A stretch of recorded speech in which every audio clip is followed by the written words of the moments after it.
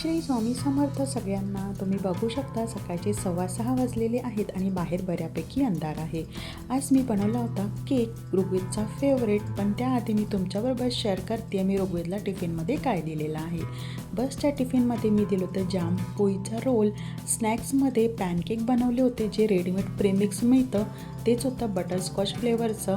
आणि त्यानंतर लंचमध्ये बनवला होता पत्तागोबीचा पराठा. त्याला भाजीपोळी आवडत नाही, पण पराठे कुठल्याही भाजीचे आवडतात, त्यामुळे मी त्याला ते बनवून देत असते.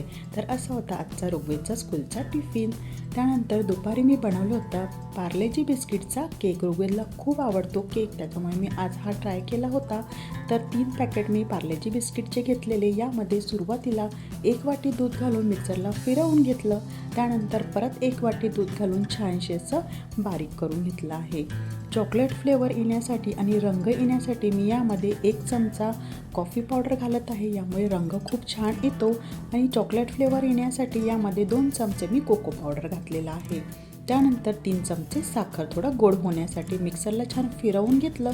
त्यानंतर यामध्ये 1 चमचा बेकिंग सोडा घातला आहे. तुम्ही याऐवजी इनोसुद्धा घालू शकता. तुमच्याकडे कोको पावडर, कॉफी अवेलेबल नसेल तर स्किप केलं तरीही चालेल. छानपणे आपण असं मिक्स करून घेऊयात. ज्या भांड्यामध्ये आपल्याला केक बेक करायचा आहे ते भांडंसुद्धा मी रेडी करून ठेवलं होतं. सिम्पलचं भात आपण ज्यामध्ये लावतो तेच भांडं आहे. त्याला तेल लावून घेतलं आहे आणि बटर पेपरसुद्धा ॲड केलेला आहे. यामध्ये बॅटर ओतून छान टॅप करून घ्यावं आणि वरून आपल्याला आवडीनुसार ड्रायफ्रूट्स, टूटी फुटी ज्याने डेकोरेट करायचं आहे तुम्ही करू शकता. मी पिस्ता घेतला होता आणि फक्त सेंटरला म्हणजे मध्येच मी ॲड करून घेतलेला आहे. कढई प्रीहीट करून घेतली होती. 10 मिनटं आपण प्रीहीट करून घेऊया. त्यामध्ये एक स्टँड ठेवलेला आहे, त्यावर हा डब्बा आणि वरून आपण ताट झाकून ठेवावं. वाफ कुठूनही जायला नको, अशा पद्धतीने हा बेक करून घेऊया. 20 ते 25 मिनटात आपला केक बेक होऊन रेडी होतो. तुम्ही बघू शकता छान असा आपला केक रेडी झालेला आहे. कलरसुद्धा मस्त आलेला आणि टेस्टसुद्धा खूप भारी झाली होती. बटर पेपर आपण काढून घेऊया. बघू शकता तुम्ही मस्त असं स्पॉन्ज आलेला आहे.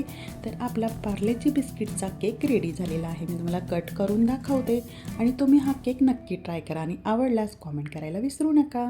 तर बघा अशा पद्धतीने हा केक बेक झाला होता. तुम्हीसुद्धा तुमच्या मुलांसाठी असा केक नक्की करून बघा. खूप भारी लागतो. खूप कमी साहित्यामध्ये हा केक बनून रेडी होतो. भेटूया नेक्स्ट व्हिडिओमध्ये. तोपर्यंत बाय.